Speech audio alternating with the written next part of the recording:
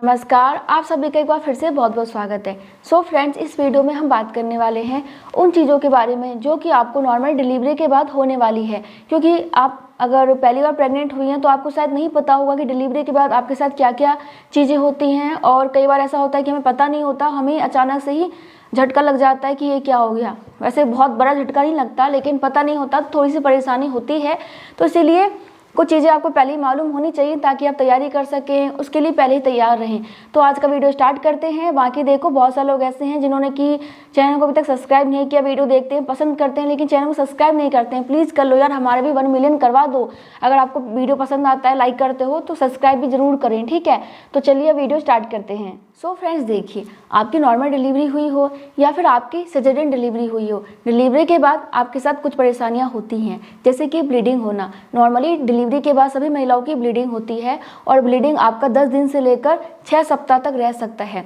देखो, ऐसा नहीं है कि 6 सप्ताह तक आपको काफ़ी हैवी ब्लीडिंग होती है, बहुत हल्की फुल्की होती है, लेकिन 3 से 4 दिनों तक बहुत ज़्यादा होती है। उसके बाद धीरे धीरे करके कम होना स्टार्ट हो जाती है और कुछ को तो 10 दिनों में ख़त्म हो जाती है और कुछ को 6 सप्ताह तक थोड़ा थोड़ा होता रहता है। तो ये परेशानी होती है क्योंकि ब्लीडिंग है तो आपको बार बार पैड चेंज करने होते हैं, मैटरनिटी पैड का इस्तेमाल करना होता है। और कौन सा मैटरनिटी पैड अच्छा है उसका लिंक मैं डिस्क्रिप्शन बॉक्स में दे दूँगी, बाकी आप मार्केट से भी ले सकती हैं। दूसरी बात ये है कि नॉर्मली आजकल आपकी नॉर्मल डिलीवरी हुई है तब भी आपको कट लगाया जाता है, चीरा लगाया जाता है बेबी को बाहर लाते समय। तो अगर नहीं लगा है तो बहुत अच्छी बात है, अगर लगा है तो नॉर्मल सी बात है कि उसमें आपको पेन भी होगा और उसका देखभाल भी करना होगा। और सिजेरियन डिलीवरी हुई है तो आपको पता ही है कि बड़ा ऑपरेशन माना जाता है उसको, तो आपको उसकी देखभाल काफ़ी ज़्यादा करनी होती है। तो टाँके लगेंगे और ठीक होने में कम से कम 6 सप्ताह लगेगा। 8 से 10 दिनों में आपका टाँका भर जाता है, लेकिन 6 सप्ताह तक, कुछ को तो 3 महीने में जाके ठीक होता है। तो ये है कि भाई, टाँका लगा है, दर्द भी होगा, उसका ध्यान भी रखना है। और हाँ देखिए, अगर आपकी नॉर्मल डिलीवरी हुई है ना, तो डिलीवरी के बाद अगर आपको टाँका आया है तो आपको ना पालथीन मार के नहीं बैठना है, पैर को सीधा करके बैठना है। क्योंकि अगर आप पालथीन मार के बैठते हैं तो ऐसे में क्या होता है कि टाँका खुलने का डर रहता है, टूटने का डर रहता है। तो इस वजह से आपको थोड़ा सा पैर सीधा करके बैठना चाहिए। बाकी जब आप पोटी करने जाती हैं तो उस समय जोर नहीं लगाना, क्योंकि इस समय कब्ज की प्रॉब्लम हो जाती है तो टाँका खुलने का डर रहेगा। इसलिए आपको टाँका की सिकाई करनी होती है गर्म पानी से। डॉक्टर आपको मेडिसिन भी देती हैं, उसको लगाना होता है, तो वो खैर अलग वीडियो बनेगा, ठीक है। तो टाँका भी आता है तो उसमें दर्द और देखभाल करनी पड़ती है। दूसरी परेशानी ये हो गई। तीसरी परेशानी क्या होती है? बच्चे को दूध पिलाने की। अब देखो, डिलीवरी के बाद 3 महीने तक आपको बच्चे को हर 2-2 घंटे भी दूध पिलाना होता है और आपको मालूम ही है कि 2 घंटा कैसे बीत जाता है पता नहीं चलता। और बच्चा कम से कम आधे घंटे तो दूध पीता है, तो ऐसे में आपकी नींद पूरी नहीं हो पाती है। और बच्चे को तो दूध पिलाना ही है, डॉक्टर आपको बोल के भेजेंगी कि 2-2 घंटे में दूध पिलाना। तो इस वजह से आपकी नींद पूरी नहीं होती है और बच्चे को बार बार दूध पिलाना होता है। चाहे आप अपना दूध पिलाएं, चाहे आप बॉटल से दूध पिलाएं, दोनों ही तरीके से आपको 2-2 घंटे में दूध पिलाने होते हैं। तो एक ये भी परेशानी होती है। तो इसके लिए आप पहले ही व्यवस्था कर लीजिए कि आपके घर में और भी कोई हो मदद के लिए, ताकि आप बच्चे को दूध पिला रही हैं तो और भी बहुत सारी जो काम है वो कोई और कर दे, ताकि आप दूध पिलाने के बाद बच्चे के साथ ही आराम कर सके, सो सकें। और 40 दिनों तक तो आपको आराम वैसे करना ही चाहिए। इसके बाद देखिए, नॉर्मली क्या होता है कि जब आप बच्चे को दूध पिलाती हैं और अगर आप नहीं सीखती हैं कि कैसे दूध पिलाना है, तो ऐसे में क्या होता है कि कई बार आपके निप्पल पे क्रैक आ जाते हैं, घाव हो जाता है, उसमें काफ़ी दर्द होता है। इसके अलावा दूध पिलाते समय बच्चे को कैसे पकड़ना है, कैसे आपको बैठना है, ये सारी चीज़ें आपको पहले ही मालूम होना चाहिए, ताकि डिलीवरी के बाद आपको दिक्कत ना आए। क्योंकि देखो, डिलीवरी के बाद ना नॉर्मली कमर में दर्द की बहुत प्रॉब्लम हो जाती है, उठने बैठने का काफ़ी ध्यान रखना होता है। तो अगर आप ध्यान नहीं रखेंगी तो बच्चे को दिक्कत होगी और आपको भी दिक्कत होगी। इसलिए पहले से ही सीखें कि बच्चे को कैसे दूध पिलाना होता है, कैसे बच्चे को पकड़ना होता है। इसके अलावा निप्पल में जो क्रैक आ जाते हैं, दर्द होता है, उसके लिए भी एक ट्यूब आता है, क्रीम आता है, आप उसको लगा लेते हैं तो निप्पल में जो क्रैक हो जाते हैं, जो घाव हो जाता है, वो ठीक हो जाता है। तो अगर आपके भी हो जाए तो डॉक्टर से मेडिसिन ले आइएगा, ठीक है, या फिर मेडिकल स्टोर से जाके ला सकते हैं और उसको लगाइए, तो उससे आपका घाव ठीक होगा। इसके बाद देखिए, क्या होता है कि जब आप बच्चे को दूध पिलाती हैं तो दूध पिलाते समय ना पेट में खिंचाव होता है, क्योंकि नसें होती हैं, तो नस की वजह से पेट में खिंचाव हो सकता है, अजीब सा लग सकता है आपको, तो ये नॉर्मल होता है। अगर आपको भी दूध पिलाते समय ऐसा लगे कि पेट में कुछ खिंचाव सा हो रहा है तो वो नॉर्मल है, इसमें घबराना नहीं है, बिल्कुल मतलब नॉर्मल है, ठीक है। बाकी बहुत ही ज़्यादा दर्द हो तो फिर तो डॉक्टर से बात करना है। इसके अलावा अगर आपकी नॉर्मल डिलीवरी हुई है या फिर सिजेरियन डिलीवरी हुई है, दोनों ही डिलीवरी में आपको काफ़ी ज़्यादा कमर दर्द की प्रॉब्लम हो जाती है, क्योंकि आप कमज़ोर हो जाती हैं, हड्डियां कमज़ोर हो जाती हैं। बच्चे को पैदा करते समय आपके कमर पे ही सबसे ज़्यादा जोर पड़ता है, तो कमर में आपको बहुत ही ज़्यादा दर्द रहता है। तो आपको क्या करना है, तो बैठने के तरीके पे ध्यान रखना है कि आप कैसे बैठ रहे हैं। सीधे होकर बैठिए, पीठ के पीछे तकिया लगा लीजिए ताकि आपके कमर को आराम पड़े, क्योंकि बच्चे को बार बार दूध पिलाना होगा, तो बैठना होगा, खाने पीने के लिए बैठना होगा, तो ठीक तरीके से बैठना ज़रूरी है। बाकी बेल्ट आता है उसका इस्तेमाल कर सकती हैं। और नॉर्मली डॉक्टर आपको मेडिसिन देती हैं, कैल्शियम, आयरन, मल्टीविटामिन, तो आपको वो भी अगर डॉक्टर ने दिया है तो अच्छी बात है, नहीं दिया तो डॉक्टर से ज़रूर बात करें, क्योंकि नॉर्मली डॉक्टर आपको देती ही हैं।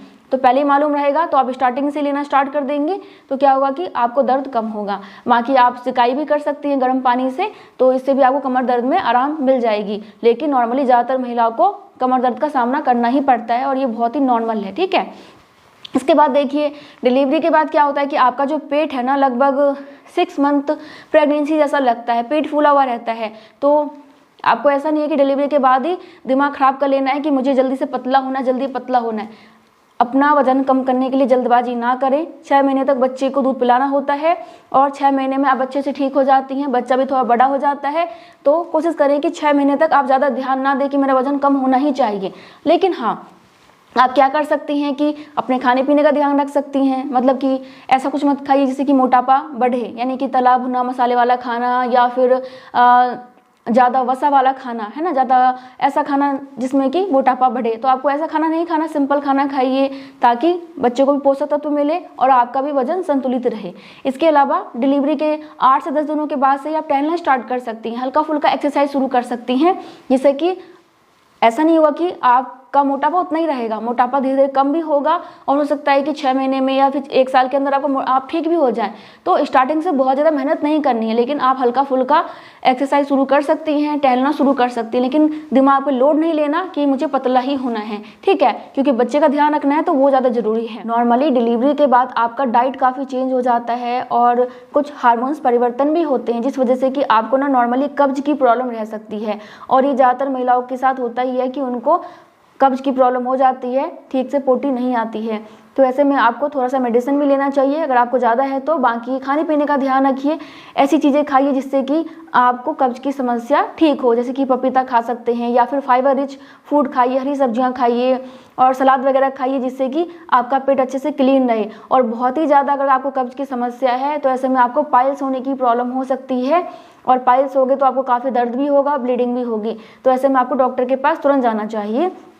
तो ये भी समस्या हो सकती है, तो ध्यान रखिएगा। इसके अलावा देखिए, हार्मोन्स की वजह से ही आपके बाल काफ़ी ज़्यादा टूटते हैं। कहा जाता है जब तक आप बच्चे को दूध पिलाएंगे तब तक आपके बाल टूटेंगे, तो ये भी धीरे धीरे करके ठीक हो जाता है। लेकिन बाल टूट रहे हैं तो घबराइए मत, क्योंकि ये नॉर्मली होता ही है, सभी महिलाओं के साथ होता है। और इस समय थोड़ा सा धैर्य रखना होगा, क्योंकि भाई देखो, नींद खराब होती है, नींद पूरी नहीं होती है, शरीर में परेशानी है तो बहुत ज़्यादा मन चिड़चिड़ा सा रहता है और कई बार तो महिलाएं डिप्रेशन में चली जाती हैं, तनाव काफ़ी ज़्यादा ले लेती हैं। तो आपको थोड़ा सा ये समझना होगा कि ये कुछ दिनों की बात है, उसके बाद तो ठीक हो जाएगी। तो इसीलिए इस परेशानी में अपने आप को शांत रखिए, धैर्य बना के रखिए और अपने बच्चे पे ध्यान दीजिए, हैप्पी रहने की कोशिश कीजिए, खाने पीने पे ध्यान दीजिए, ताकि अगर आपकी नींद पूरी ना भी हो तब भी आप शांत रहें और अपने आप को जो है इस सिचुएशन से बाहर निकाल सकें, ठीक है। इसके अलावा देखिए, नॉर्मली क्या होता है कि इस समय आपकी मांसपेशियां ढीली पड़ जाती हैं, तो ऐसे में आपको ना खांसते समय, उठते बैठते समय कई बार यूरिन भी निकल जाता है, यूरिन लीक हो जाता है। तो ये भी बिल्कुल नॉर्मल है, कुछ दिनों तक होता है, सभी महिलाओं के साथ नहीं होता, मेरे साथ नहीं हुआ था ऐसा, लेकिन कुछ महिलाओं के साथ ऐसा हो जाता है। तो ध्यान रखिएगा कि अगर ऐसा हो रहा है तो कोई शर्म वाली बात नहीं है, घबराने वाली बात नहीं है, ये नॉर्मल है। धीरे धीरे करके आपका बॉडी अंदर से ठीक हो जाएगा तो ये प्रॉब्लम भी दूर हो जाएगी। बाकी समय आपको दर्द भी होता है पेट में, प्राइवेट पार्ट में, कमर वगैरह में, तो ये भी नॉर्मल है। और अगर आपको काफ़ी ज़्यादा बुखार की प्रॉब्लम हो गई या फिर आपके टाँके टूट गए हैं, उसमें मवाद वगैरह बन रहे हैं, तो आपको ऐसे में तुरंत डॉक्टर के पास जाना चाहिए। या फिर कुछ और भी दिक्कत है जो कि आपको काफ़ी ज़्यादा परेशान कर रही है, तो अपने डॉक्टर से ज़रूर बात करें। बाकी देखिए, डिलीवरी के बाद आपका डाइट भी काफ़ी ज़्यादा चेंज हो जाता है, क्योंकि अगर आपको लग रहा होगा कि प्रेगनेंसी में ही केवल मुझे खाने पीने का ध्यान रखना है, तो ऐसा नहीं है भाई। डिलीवरी के बाद आपको और ज़्यादा खाने पीने का ध्यान रखना होता है और सबके घर में अलग अलग नियम होता है खाने पीने का। तो जैसा आपके घर में नियम है वैसे ही आप खाइएगा, पीजिएगा। बाकी मसाला नहीं खाना होता, ठंडा नहीं खाना होता, आपको ज़्यादा तला भुना चीज़ें नहीं खाना होता है, क्योंकि बच्चों को दूध पिलाना होता है और आपको भी रिकवर करना होता है। इस वजह से आपको थोड़ा सा जो है हल्का फुल्का खाना ही खाना होता है। कुछ घर में तो 40 दिनों तक केवल दलिया ही खिलाते हैं, या फिर एक रोटी दे देते हैं, सब्जी ऐसी दे देते हैं जिसमें कि ना तो आपको मसाला मिलेगा ना तेल मिलेगा, बस नमक डाल के दे देते हैं, हल्का सा हल्दी डाल के, या फिर दाल भी दे देते हैं तो पतली दाल देते हैं कि आप पी लो बस। तो इस तरीके से आपका डाइट हो जाता है। वो आपके अच्छे के लिए होता है ताकि आप अच्छे से ठीक हो सके और अच्छे से दूध बने। तो टेंशन मत लीजिएगा, ये भी आपको 40 दिनों तक फॉलो करना होता है। उसके बाद आप धीरे करके अपनी डाइट को सही कर सकती हैं। तो यही चीज़ें हैं जिनका कि आपको ध्यान रखना है। और मैं मिलती हूँ नेक्स्ट वीडियो में, तब तक के लिए bye bye. Thank you so much, नमस्ते।